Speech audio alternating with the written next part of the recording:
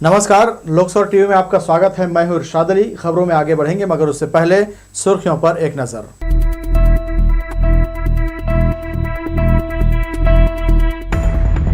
पानी पानी हुआ शहर, मार्च में लौटी ठंड, 21 तक रहेगा असर। संजू त्रिपाठी हत्याकांड का दूसरा शूटर भी गिरफ्तार, अब तक पकड़े गए 20 आरोपी।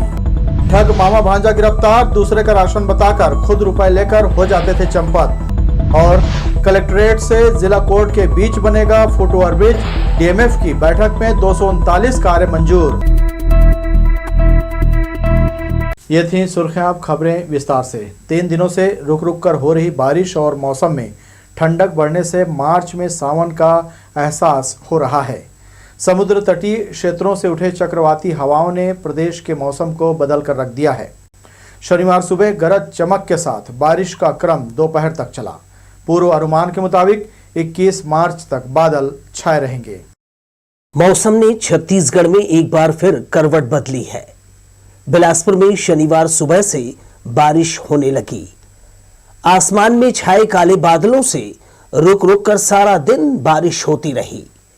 तेज हवा के साथ पानी की फुहारें राह चलते लोगों को भिगोने लगी।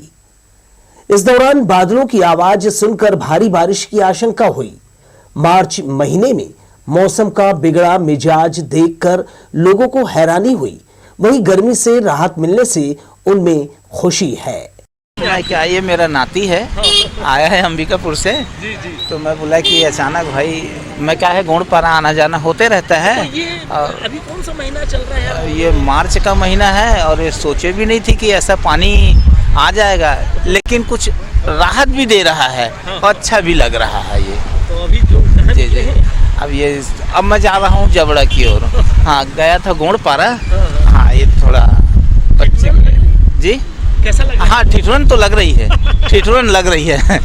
एक सप्ताह पहले भारतीय मौसम विज्ञान विभाग ने 21 जनवरी तक छत्तीसगढ़ समेत देश के कई राज्यों में हल्की से तेज बारिश और कुछ स्थानों पर ओले पड़ने की सटीक भविष्यवाणी की थी। तीसरे दिन अधिक वर्षा हुई, इससे जनजीवन प्रभावित हुआ। सरकारी छुट्टी के बावजूद सड़कों पर भीड़ रही। बिगड़ा मौसम देख बहुत से लोग बचाव उपाय के साथ घरों से बाहर निकले। ठंडी हवाएं चलने से तापमान में भारी गिरावट आई है। शनिवार दोपहर बाद बारिश रुकी रही, परंतु बदली होने से वातावरण में ठंडक बनी थी। इस बदलाव से मौसम खुशनुमा हो गया, जिससे गर्मी गायब हुई और ठिठुरन के बाद भी लोगों ने इसका आनंद लिया। कैमरामैन सतीश साहू के साथ दिलीप जगवानी, लोकसभा टीवी, बिलासपुर। नेहरू नगर मुख्य मार्ग में फैले कीचड़ से लोगों की दुश्वारी और बढ़ गई। 1 महीने पहले सड़क किनारे नाले का निर्माण किया गया। इसके बाद उचित रेस्टोरेशन नहीं करने से फैला मलबा मिट्टी से लोगों को आवाजाही में परेशानी होने लगी। इधर बेमौसम बारिश के कारण जगह जगह पानी जमा होने और कीचड़ के कारण राहगीरों की दिक्कतें बढ़ गई हैं। सड़क चौड़ीकरण के लिए बिछाई गई गिट्टी इधर उधर फैलने से दुर्घटना की आशंका है। बचे हुए कार्य कब पूरे किए जाएंगे, इसे लेकर यहां के व्यापारियों में चर्चा होने लगी है। पश्चिमी विक्षोभ के चलते द्रोणिका के सक्रिय होने से प्रदेश के कई जिलों में बारिश हो रही है। शुक्रवार से जारी बारिश का असर दूसरे दिन शनिवार को भी देखने को मिला। बिलासपुर रेलवे स्टेशन में अलग अलग जगहों से प्लेटफॉर्म नंबर 1 से लेकर दूसरे प्लेटफॉर्म में लगे शेड्स से पानी का रिसाव होता रहा। मुसाफिर अपने सामान को सुरक्षित रखने जगह की तलाश में इधर उधर मंडराते नजर आए। सबसे ज्यादा दिक्कत उन्हें प्लेटफॉर्म नंबर 1 के नागपुर एंड में उठाना पड़ा। दरअसल जिस जगह पर फुट ओवर ब्रिज बनाया गया है उसके बगल में निर्माण कार्य के चलते शेड को हटा दिया गया। इससे बारिश का पानी फुट ओवर ब्रिज और प्लेटफॉर्म तक पहुंच रहा है, जिसके चलते यात्री पानी से भीगते हुए नजर आए। बारिश का असर शहर के बाजारों में भी देखने को मिला। मौसम में आई तब्दीली के चलते शनिवार को सुबह से ही घनघोर बादल छाए रहे और देखते ही देखते रिमझिम बारिश शुरू हो गई। सुबह 7 बजे से शुरू हुई बौछारें रुक रुक कर दोपहर 2 बजे तक चलती रहीं और मौसम में ठंडक तक घुल गई। शहर की दुकानें खुली तो जरूर, मगर मौसम में बदलाव के चलते बाजार में हलचल कम रही। दोपहर तक सिम्स चौक से लेकर सदर बाजार, गोल बाजार, कोतवाली चौक में सूनापन छाया रहा। बेमौसम बारिश से जनजीवन प्रभावित रहा। लोग घरों के अंदर दुबके रहे, जिससे बाजार में सन्नाटा जैसा माहौल देखा गया। संजू त्रिपाठी हत्याकांड के 20वें आरोपी और शूटर नंबर 2 संदीप यादव उर्फ पप्पू दाढ़ी को गिरफ्तार करने में पुलिस को सफलता मिली है। उत्तर प्रदेश पुलिस के साथ समन्वय स्थापित कर पुलिस आरोपी तक पहुंची। अतिरिक्त पुलिस अधीक्षक ने मामले का खुलासा किया। संजू त्रिपाठी हत्याकांड के दूसरे नंबर के शूटर संदीप यादव को लखनऊ पुलिस की मदद से बिलासपुर पुलिस ने पकड़ा है। मामले का खुलासा करते हुए अतिरिक्त पुलिस अधीक्षक शहर राजेंद्र जायसवाल और CSP civil line Sandeep Patel ने बताया कि घटना को अंजाम देने के बाद आरोपी बनारस के रास्ते कोलकाता निकल गया और वहां जाकर छुप गया था, जो वापस लखनऊ आने पर पकड़ा गया। प्रत्येक शूटर्स को घटना को अंजाम देने के लिए 2-2 लाख रुपए में बुलाया गया था। लखनऊ से ट्रांजिट रिमांड पर आरोपी को बिलासपुर लाया गया है। पुलिस उससे आगे भी पूछताछ करेगी। अभी तक 20 आरोपी पकड़ा जा चुके हैं और उसमें उनके परिजन जो है पकड़ा है। इसी तारतम्य में पुलिस को विवेचना में पता चला था कि यूपी के 5 शूटर इस घटनाक्रम में शामिल थे, जिसमें से एक जो शूटर है पूर्व में पकड़ा गया है और ये दूसरा जो है संदीप यादव उर्फ पप्पू दाढ़ी, इसको सूचना मिली थी तो यहाँ से विशेष टीम रवाना किया गया था, जिन्होंने उत्तर प्रदेश के समन्वय के स्थापित करके इसको गिरफ्तार किया है। संजू त्रिपाठी हत्याकांड के मामले में अब तक 20 आरोपियों की गिरफ्तारी की जा चुकी है। कई शूटर्स अभी भी फरार हैं, जिनकी पुलिस सरगर्मी से तलाश कर रही है। ये जो है कपिल के कहने पे प्रेम इससे संपर्क किया था आरोपी से और इसको 1,80,000 रुपये इस घटनाक्रम में, क्योंकि जो शूटर थे उनको हायर किया गया था तो उनको घटनाक्रम करने के पश्चात राशि देने का जो है बात हुई थी, तो उनको 1,80,000 रुपये देने की बात जो है बात सामने आई है और इस कारण से इस घटनाक्रम में जो अपने अन्य जो साथी हैं वहाँ के, उनके साथ मिलकर ये शामिल हुआ। आरोपी शूटर संदीप यादव के खिलाफ उत्तर प्रदेश के विभिन्न थानों में हत्या और हत्या के प्रयास सहित 20 से अधिक गंभीर मामले दर्ज हैं। कैमरा पर्सन जयेंद्र गोले के साथ Ashish Maurya, Lok Sabha TV, Bilaspur. Science college के छत में सोशल मीडिया पर रील बना अपलोड करने से पहले ही एक स्टूडेंट की नीचे गिरने से मौत हो गई। इससे पहले मृतक छात्र ने अपने अन्य दोस्तों के साथ सेल्फी भी ली थी। वहीं घटना के बाद दहशत में आए स्टूडेंट्स ने इसकी जानकारी से अपने टीचर्स और सीनियर्स को अवगत कराया और पुलिस से संपर्क साधा। मृतक आशुतोष साव साइंस कॉलेज में बीएससी 4th सेमेस्टर का छात्र था, जो अशोकनगर में किराए के रूम में रहता था। शुक्रवार को वह अपने दोस्तों के साथ कॉलेज गया था, लेकिन क्लासेस नहीं लगी तो वह दोस्तों के साथ गपशप में लग गया। दोपहर करीब 3:15 बजे के आसपास आशुतोष सोशल मीडिया पर रील अपलोड करने छत में चढ़ गया। इस दौरान छत पर उसके 4 दोस्त भी थे। इसी बीच अचानक आशुतोष का पैर फिसल गया और छत से सीधे नीचे गिरने से उसकी मौत हो गई। रील बनाने के दौरान उसका पैर फूटा और संतुलन बिगड़ने से वो करीब 20 फीट ऊंचाई से नीचे गिर गया, जिससे घटनास्थल में उसकी मौत हो गई और पुलिस सरकंडा पुलिस के द्वारा मर कैम करके मामले को जांच में लिया गया है। सर क्या मानते हैं इस घटना की प्रवृत्ति? इस प्रकार की घटना जो है जो टीनेजर्स हैं आज की तारीख में स्टंट करते रहते हैं और जो अपने सोशल मीडिया में कुछ वीडियो अपलोड करने के लिए इस प्रकार के जो वीडियो बनाते हैं, इसमें कभी जान का खतरा रहता है। मैं सभी युवा वर्ग से आग्रह करूंगा कि इस प्रकार कृपया वीडियो ना बनाएं। इधर सिविल लाइन थाना क्षेत्र अंतर्गत मंगला बस्ती स्थित राम मंदिर से लक्ष्मण जी की अष्टधातु की मूर्ति चोरी होने के मामले में पुलिस ने 3 युवकों को हिरासत में लिया है। पूछताछ में तीनों ने मूर्ति को इंदिरा सेतु से अरपा नदी में फेंकना बताया है। शनिवार की सुबह पुलिस ने गोताखोरों की मदद से मूर्ति की खोजबीन की, लेकिन मूर्ति वहां नहीं मिली। पुलिस तीनों संदिग्धों से पूछताछ कर रही है। तिफरा के रहने वाले मामा भांजे ने दूसरे का राशन दिखाकर कई लोगों को चूना लगाया। मजेदार बात यह है कि पीड़ित ने खुद आरोपियों को खोजा और पुलिस के हवाले किया। तोरवा पुलिस ने मामा भांजा सहित 3 के खिलाफ धोखाधड़ी का मामला दर्ज किया है। पुराना पावर हाउस चौक तोरवा का रहने वाला सागर यादव छोटा हाथी चलाता है। 14 मार्च को उसे सुमित कश्यप ने फोन किया और गाड़ी किराए पर मांगा। कहा कि उसे ऑटो में रखा राशन शिवरी नारायण लेकर जाना है। जैसे ही बताए हुए पते पर सागर यादव पहुंचा, वहां ऑटो में राशन का सामान रखा हुआ था जो किसी और का था।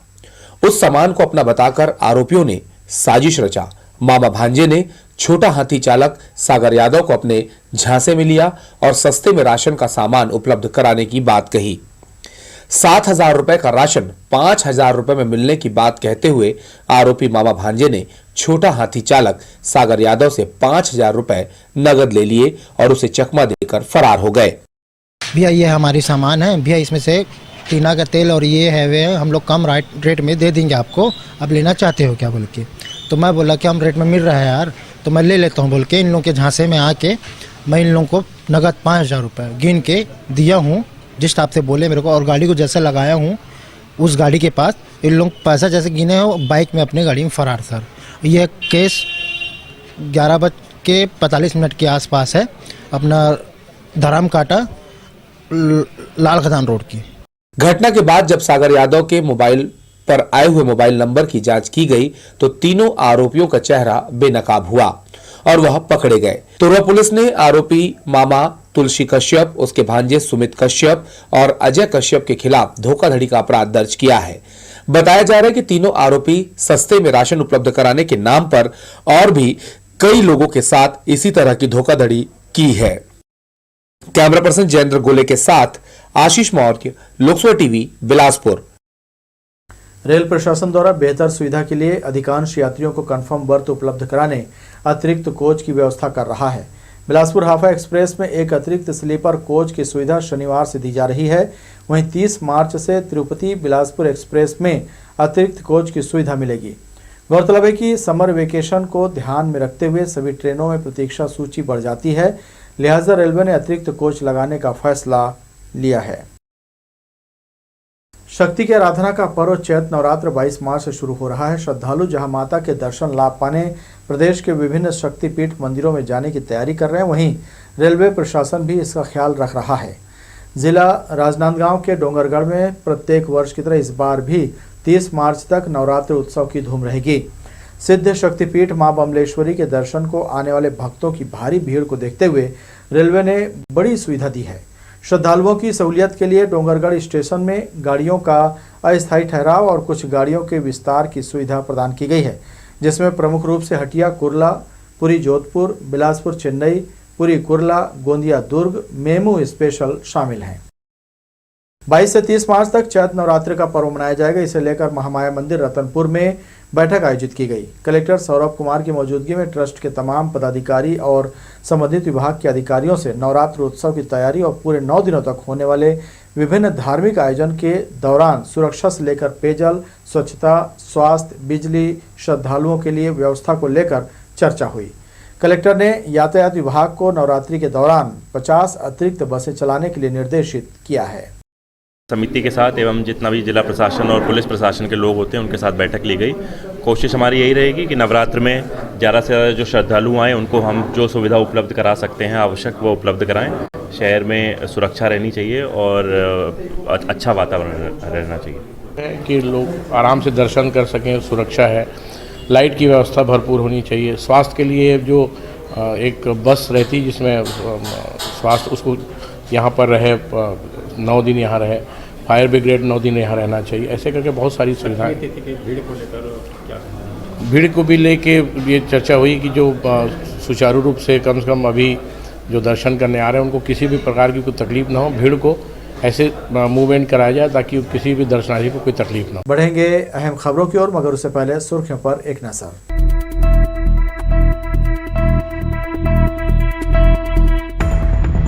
पानी पानी हुआ शहर, मार्च में लौटी ठंड, 21 तक रहेगा असर। संजू त्रिपाठी हत्याकांड का दूसरा शूटर भी गिरफ्तार, अब तक पकड़े गए 20 आरोपी।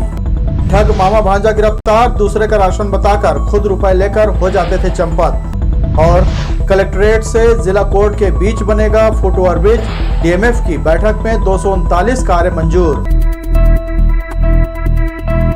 खबरों के अंतिम पायदान में आपका स्वागत है। जिले का पहला अंग्रेजी माध्यम कॉलेज पुराना हाईकोर्ट भवन में शुरू होगा। इसके साथ ही जिला खनिज न्यास शासकीय निकाय की बैठक में शनिवार को 95 करोड़ 75 लाख की राशि के 239 कार्यों की मंजूरी दी गई। नगोई और गनियारी में गारमेंट सिलाई फैक्ट्री लगाई जाएगी। डीएमएफ के अंतर्गत अगले 1 वर्ष में जिले में करीब 96 करोड़ के विकास कार्य किए जाएंगे। कलेक्टर सौरभ कुमार की अध्यक्षता में शनिवार को डीएमएफ के शासी निकाय की बैठक में इस राशि के 239 कार्य प्रस्तावों का अनुमोदन किया गया। इनमें मुख्यमंत्री भूपेश बघेल की भेंट मुलाकात सहित अन्य अवसरों पर जिले के विकास के लिए की गई घोषणाएं शामिल है। मंथन सभा कक्ष में शनिवार को आयोजित बैठक में संसदीय सचिव रश्मि सिंह, बिल्हा विधायक धर्मलाल कौशिक, मस्तूरी विधायक डॉक्टर कृष्णमूर्ति बांधी, बिलासपुर विधायक शैलेश पांडे, बेलतरा विधायक रजनीश सिंह, जिला पंचायत अध्यक्ष अरुण सिंह चौहान, महापौर रामशरण यादव सहित सांसद प्रतिनिधि और जिला स्तरीय अधिकारी शामिल थे। उसका अनुमोदन यहाँ पर बैठक में हम लोग किए हैं, जिसमें मुख्य रूप से स्वास्थ्य है, शिक्षा है और उसके साथ में जो अन्य विभाग के हैं उसके जो आवश्यकता है उसके अनुरूप जो प्रस्ताव आया था वो सारी चीज़ों को हम लोगों ने शिक्षित किया है। शासी परिषद की इस अहम बैठक में नगोई और गनियारी में गारमेंट्स सिलाई फैक्ट्री की स्थापना के लिए लगभग 10.5 करोड़ की राशि की स्वीकृति प्रदान की गई। बिहान की महिला स्व सहायता समूह इसका संचालन करेगी। इसके अलावा बैठक में मुंगेली रोड में कलेक्टोरेट और जिला न्यायालय के बीच फुट ओवर ब्रिज का निर्माण किया जाएगा। स्मार्ट सिटी लिमिटेड बिलासपुर को इस काम के लिए 78 लाख रुपए की मंजूरी दी गई है। इसके निर्माण से लोग सुरक्षित तरीके से कोर्ट और कलेक्टोरेट आना जाना कर सकेंगे। इससे सड़क पर लोगों का दबाव कम होगा और दुर्घटना की आशंका नहीं रहेगी। इसी तरह तोरवा छठघाट में टेलरिंग शेड निर्माण के लिए 3 करोड़ 32 लाख रुपए दिए गए हैं। बिलासपुर शहर में अंग्रेजी माध्यम वाले पहले स्वामी आत्मानंद कॉलेज के लिए 5 करोड़ की राशि का प्रावधान किया गया है। शहर के बीच पुराने हाईकोर्ट भवन में इसका निर्माण किया जाएगा। बैठक में जिले के सभी विकास खंडों, विधानसभा क्षेत्रों में जनप्रतिनिधियों के सुझाव और नागरिकों की मांग के अनुरूप प्रस्तावों की स्वीकृति दी गई है। शिक्षा और स्वास्थ्य से जुड़े कार्यों को प्राथमिकता दी गई है। कैमरामैन सतीश साहू के साथ दिलीप जगवानी, लोकसभा टीवी, बिलासपुर। प्रतिभावान छात्र छात्राओं को निःशुल्क शिक्षा देने एक बार फिर प्रयास एकेडमी और प्रयास पब्लिक स्कूल के द्वारा की गई है। इस बार 28,265 विद्यार्थियों ने एग्जाम दिया था, जिसमें 210 बच्चों का सिलेक्शन किया गया है। शिक्षा जगत में बहुत कम ऐसे लोग होते हैं जो अपने शैक्षणिक संस्थानों में बच्चों को निःशुल्क शिक्षा प्रदान करते हों। अगर राज्य सरकार का दबाव है तभी कुछ लोग इसका बेनिफिट गरीब और जरूरतमंदों को देते हैं, नहीं तो शिक्षा संस्थान पूरी तरह से व्यावसायिक प्रतिष्ठान के रूप में पहचान बनाते जा रहे हैं। ऐसे संस्थानों के बीच एक ऐसा भी संस्थान है जो प्रतिभावान छात्र छात्राओं के लिए अपने दरवाजे पूरी तरह निःशुल्क खोल कर रखे हुए हैं।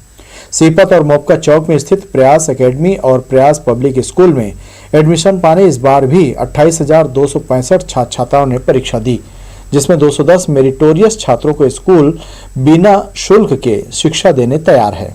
मालूम हो कि हर वर्ष यहाँ से बहुत से छात्र मेडिकल व IIT में चयन हो रहे हैं।